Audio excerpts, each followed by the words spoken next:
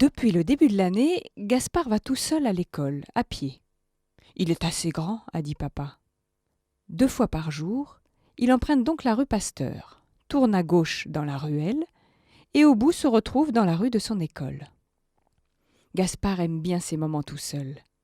Il regarde les immeubles, les maisons, les boutiques. Il imagine les gens qui vivent là.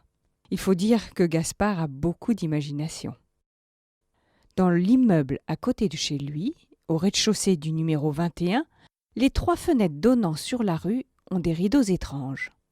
Ils sont accrochés aux 2/3 de la fenêtre, laissant en haut un espace libre. Gaspard en a conclu que dans cet appartement vivait un requin-marteau et sa femme. Le rectangle en haut leur suffit juste pour regarder dehors avec leur tête rectangulaire et leurs yeux dans les coins, sans que les passants puissent voir leur corps de poisson. Quelques mètres plus loin, au numéro 29, une porte surplombe 3 marches. Sous la porte et sur les marches, il y a toujours de l'eau, parfois en train de dégouliner, parfois déjà presque évaporée. Pour Gaspard, c'est clair. Une fille flaque habite ici. Pour sortir de chez elle, il lui suffit de se transformer en eau, de glisser sous la porte et de redevenir fille dans la rue. À droite de la maison de la fille flaque se trouve une grille en fer forgé. De gros buissons forment un véritable mur de verdure tout du long.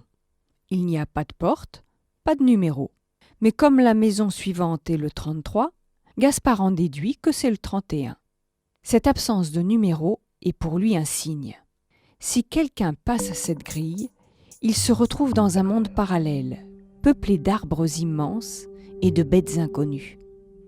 Un soir d'automne, Gaspard remarque que les buissons ont été coupés. Ils forment un gros tas derrière lequel Gaspard devine un jardin et le toit rouge d'une petite maison d'1 étage avec 4 fenêtres. En tendant l'oreille, il lui semble entendre un chant étrange, fait de sonorités inconnues, aux accents mélancoliques. Mais l'obscurité qui tombe le force à rentrer chez lui sans pouvoir en découvrir davantage. Les jours suivants, Gaspard passe devant la maison, sans que rien de nouveau n'attise sa curiosité. Il lui semble juste qu'elle est constamment entourée d'un brouillard diffus qui la cache au regard. Les vacances de Noël éloignent Gaspard de sa rue. À son retour, il est stupéfait. Le tas de buissons a disparu et il peut bien voir le jardin et la maison à présent. Mais ce n'est pas la maison de son souvenir. Elle a en fait 2 étages, 6 fenêtres bien alignées 2 par 2 et de beaux volets blancs à claire-voie. Devant la maison, une table et des chaises de jardin semblent attendre les invités. Et malgré le froid du matin, les fenêtres y sont ouvertes, comme si à l'intérieur c'était l'été. Ainsi les choses sont claires. Le monde parallèle existe bien, c'est cette maison qui en est la porte.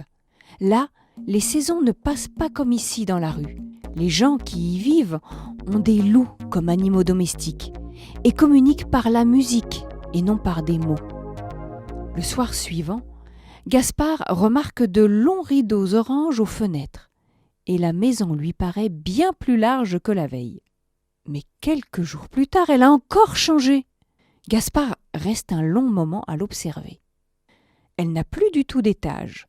Son toit semble couvert de mousse grise et la fumée qui sort de sa cheminée couvre le jardin d'un brouillard qui ondule mollement.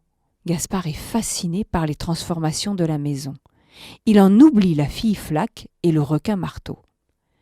Chaque matin et chaque soir, il n'a qu'une hâte, voir quelles mutations ont affecté la maison. Surtout, il aimerait trouver un moyen de rentrer dans ce monde parallèle pour en découvrir les secrets. Est-ce l'enfant aux 1000 mémoires qui vit ici ? Est-ce le maître de l'espace-temps musical ? Gaspard n'arrive pas à trouver. De plus, le muret de la grille semble avoir grandi, cachant un peu plus la maison. Gaspard a de plus en plus de mal à la voir, ce qui, bien sûr, aiguise sa curiosité. Un soir, il prend son courage à 2 mains, grimpe sur le muret, s'agrippe aux volutes de fer forgé, se hisse presque au sommet de la grille, mais retombe lourdement sur le trottoir, la manche de son manteau déchirée. Il faut trouver autre chose pour entrer dans ce monde. Après s'être recroquevillé plusieurs jours derrière son brouillard, la maison a recommencé à s'épanouir. Alors qu'une pluie froide glace la ville, Gaspard entend en rentrant de l'école une musique joyeuse, légère. Elle semble sortir de la maison. Le lendemain, la maison a de nouveau 2 étages et une véranda pleine de fleurs multicolores s'étale du côté du soleil. Des rideaux arc-en-ciel ornent les fenêtres aux volets bleu-azur. La porte grande ouverte semble inviter Gaspard à entrer. La grille, elle, reste infranchissable. Quelle clé, quel mot faudra-t-il utiliser pour la traverser ? Ce mercredi-là, un timide soleil de printemps éclaire la rue Pasteur. Après son cours de judo, Gaspard fait un détour pour passer devant le 31. Et là, il s'arrête, le cœur battant. La grille a une porte. Au fond, la maison semble l'inviter. Elle est petite comme au premier jour, mais un parasol et des chaises longues s'étalent paresseusement sur la pelouse. Elle a son air de fête, son ambiance d'été. Il hésite un instant, entre dans le jardin, il est empli du parfum des lilas en fleurs. Le long de la porte d'entrée, une chaînette est reliée à une cloche, qui retentit comme les sonnailles des vaches en montagne, claire et gaie. Une cavalcade dans l'escalier lui répond. La fille qui descend en courant est brune. Elle porte une longue natte sur l'épaule. Mais c'est Gala! Gala, la nouvelle de l'école, celle qui parlait à peine le français à la rentrée. À chaque fois qu'elle prononce une phrase, Gaspard croit entendre les galets qui s'entrechoquent dans un torrent, tellement elle roule les airs.